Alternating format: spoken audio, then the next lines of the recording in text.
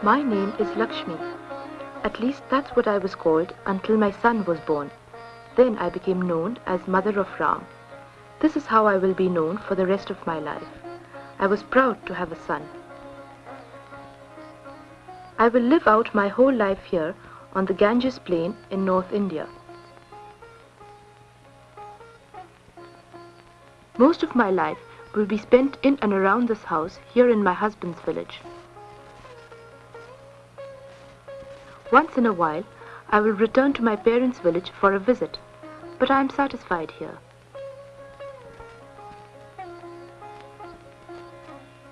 I have a good husband. His name is Gopal. He is a hard worker. We share a little land with my husband's brother. Gopal and I have enough for ourselves and our 3 children. Ram is our eldest child. He is in 3rd grade in school. The barber thinks his hair is a bit unruly. So do I. He studies hard in school. I hope he will go far in life. Shanti is the middle child. She is old enough for 1st grade, but she doesn't go to school. Someone has to take care of the baby. And besides, there isn't much reason for a girl to learn how to read. She will be married someday.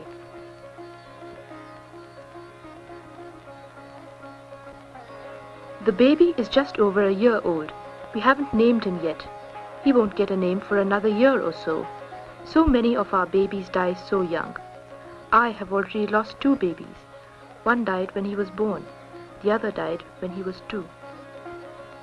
Shanti and the baby keep each other company most of the day. They play at home and they wander about the village, observing the daily activities. Many things happen at the pond. The washermen stand in the water and swing the wet clothes up over their heads and bang them down on the rocks. On the other side of the pond, the villagers wash their water buffaloes. Sometimes a water buffalo gets loose in the pond. Then someone has to get him out. This takes a lot of time.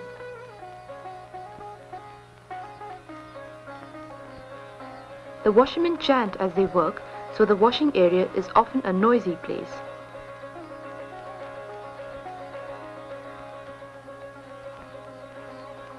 The potter seems to be able to produce an endless array of cups, dishes, and what-not from the lump of clay on his potter's wheel.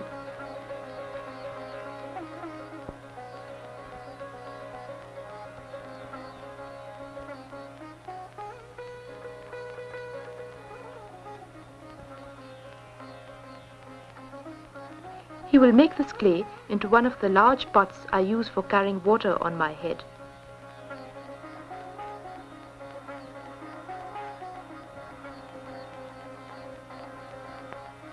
The potter lives near us and sometimes he gives Shanti a bit of his clay so that she can make toys.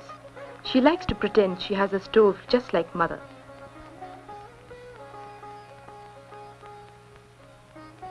Like most Indian women, I use cow dung in my stove.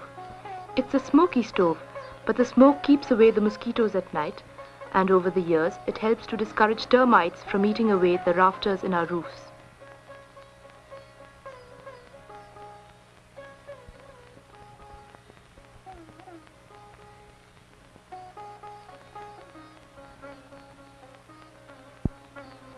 Cooking is a long process, even though our meals are simple. I have to grind grain for our Indian bread, mix the flour, and I cook the vegetables when we have them.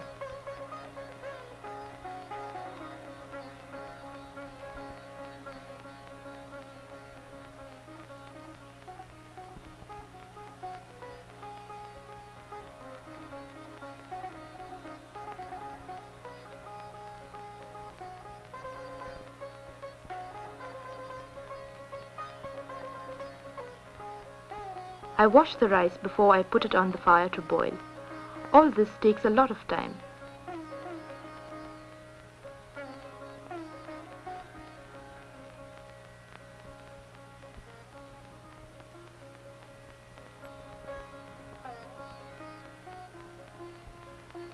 We usually raise enough to eat, but we have little left over to sell.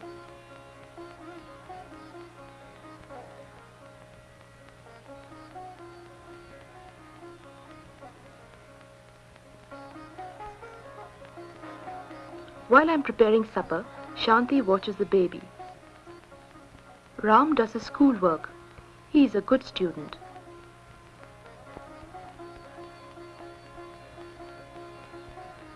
My husband Gopal often takes a bath while I'm working on his supper. He takes at least one bath every day, even in the chilly air of winter.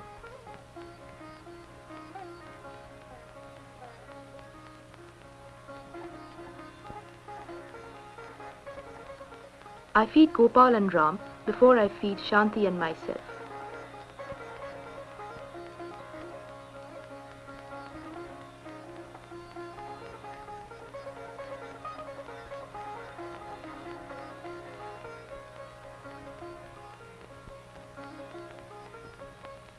After Shanti and I eat, and while I'm cleaning up the dishes, Gopal amuses the baby.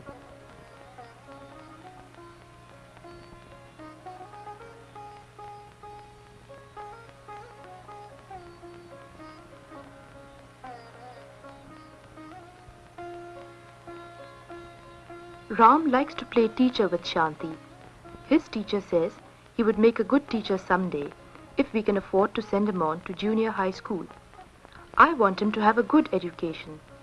Then he will have a better life.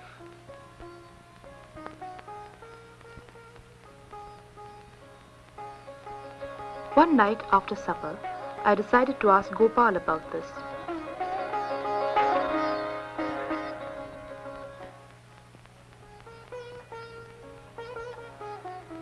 I told Gopal, I am concerned about the future of Ram. I want him to get a good education. Gopal said, we are sending him to the primary school. He is getting a good education there. He will learn how to read. But I argued that I wanted Ram to go to junior high school, where he can learn more. Gopal said the junior high school is very expensive. He didn't see how we could afford it. In junior high school, the students have to buy expensive books. And the tuition.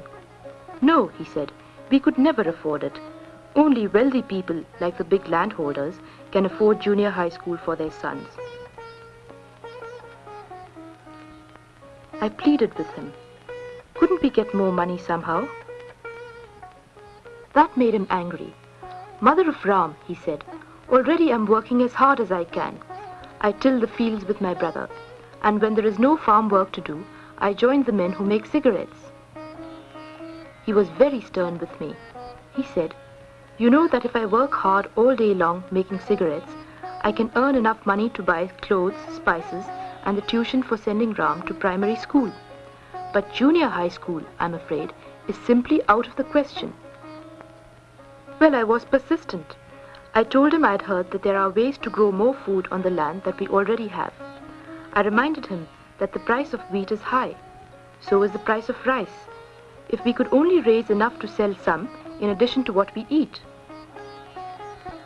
Gopal remembered a meeting he had been to and said, perhaps we could. At the meeting he had heard the government farm advisor talking about growing more food. The farm advisor had said that you need to use commercial fertilizer and new seed. But there were so many things Gopal didn't understand about the new way of farming. Making a switch like this would mean departing from the ways that have served our ancestors so well for so many generations.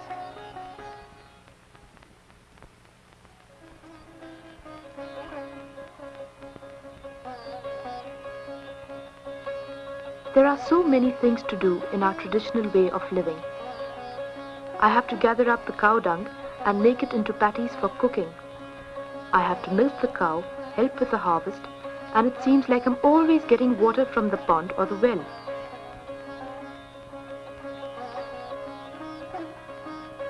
As I go about my daily chores now, I often think about that evening after supper, when my husband decided to look into the idea of the new seed and the commercial fertilizer. He talked to his brother that very night. His brother said it would be all right, provided my husband paid for the fertilizer and the new seed. My husband then talked to so many people. He talked to the shepherd next door. He consulted the oldest member of our caste in the village, and they talked together for hours.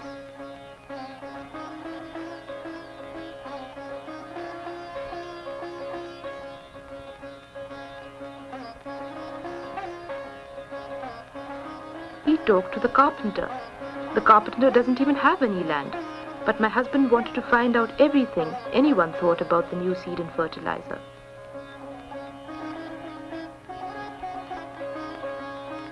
Finally, he went to see the president of the village. The president has lots of land and uses fertilizer and new seed. The president said the fertilizer and new seed would cost a lot of money, more than we had. But, the president said, Gopal would be able to get a government loan. First, he would have to get a certificate from the land clerk showing that he owned land.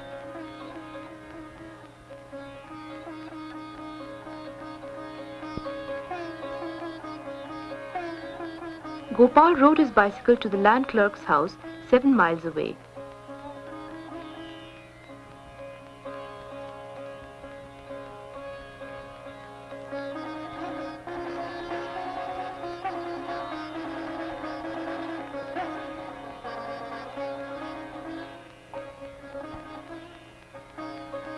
He asked the land clerk about getting a land certificate. The land clerk said Gopal would have to come back tomorrow. Today the clerk couldn't work on the certificate because he was going to the district office.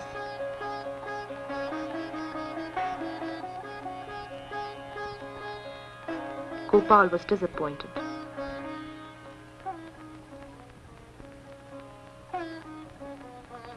Gopal tried 3 different days to get the clerk to make out the land certificate. The clerk was always too busy.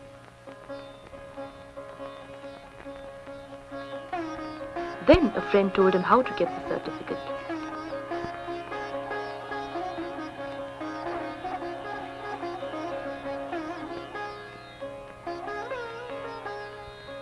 The next time he went to the land clerk's house, he gave the clerk some money.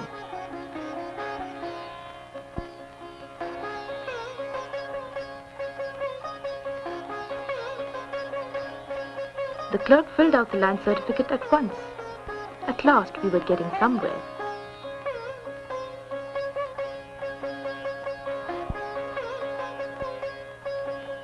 The next day my husband went straight to the farm advisor's house in a nearby village to see what to do next. The farm advisor filled out a loan application. The application showed the amount of seed and fertilizer Gopal was entitled to purchase on loan. The farm advisor told Gopal he would have to find 2 co-signers for his loan application. Gopal's brother and a neighbor agreed to co-sign.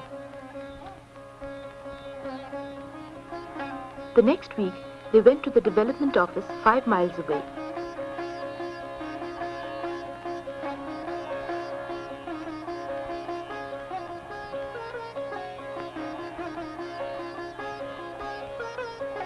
The assistant development officer accepted Gopal's loan application and showed Gopal how to sign the papers, even though Gopal didn't know how to write.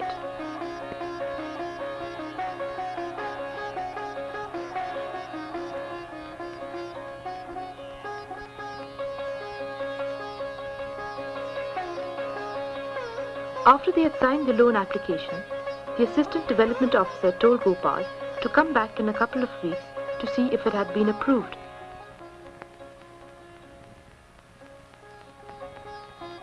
The application was approved, and the assistant development officer told him that the next step was to go to the seed store to pick up his seed and fertilizer. He told Gopal what day he should go to the seed store. Gopal's day for getting the seed and fertilizer was about 2 weeks before planting time.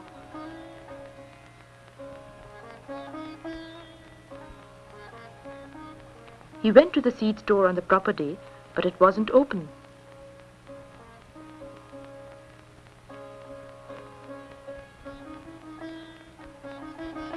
He waited several hours as more and more disappointed farmers wondered what had happened.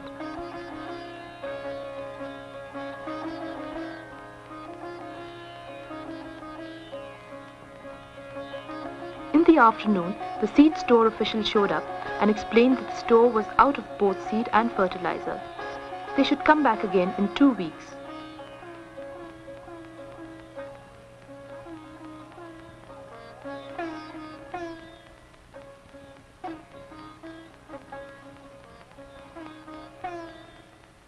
During the next 2 weeks, Gopal prepared his land for planting.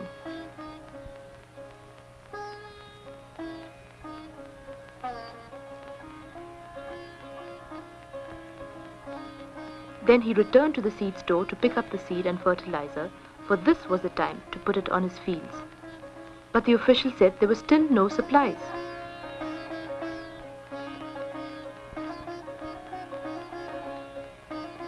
He told Gopal, "Try again in a couple of weeks."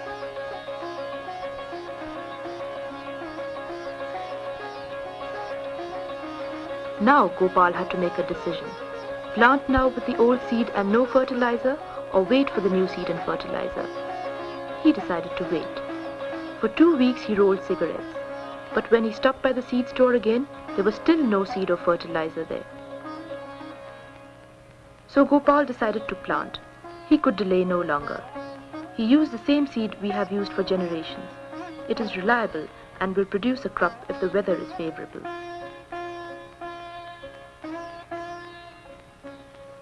3 months after the wheat was planted, Gopal got word that his seed and fertilizer had arrived. By this time, the crop was practically full grown. Now fertilizer would do no good. The crop was too mature. He had to decide. Should he go to the seed store and pick up the seed and fertilizer and have it on hand for the next season? If he did that, next season's crop would be better, perhaps, but unfortunately, he would have to pay off his government loan on the materials at the end of this harvest season.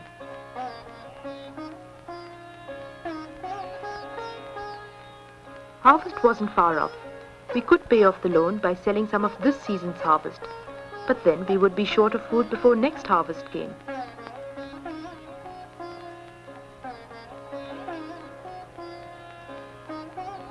Gopal had worked so hard on the loan application that he lost many days' wages which he would have had if he had been making cigarettes.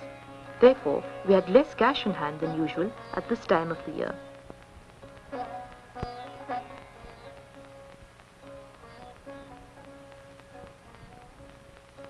If Gopal were to pay for next year's fertilizer and seed with part of this year's harvest, he would have to go to the village moneylender before the next harvest season to get money to buy food. Gopal has never had to go to the village moneylender before. The moneylender's interest rate is very high.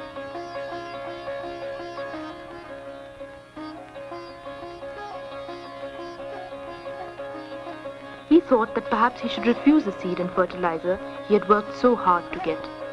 Then there would be no loan to pay off.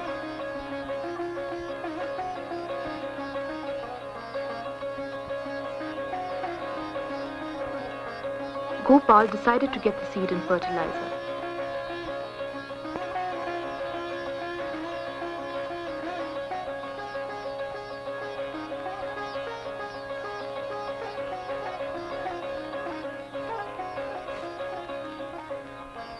We harvested the grain. It was a good crop.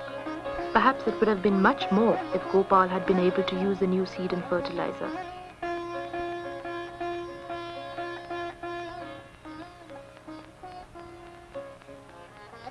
As I was winnowing the grain, getting it ready to take to market, I wondered if I had been wrong in pushing Gopal to try to grow more food. I don't want Gopal to be in debt to the moneylender. Once he counts out the money to you, you may be under his thumb for a long time.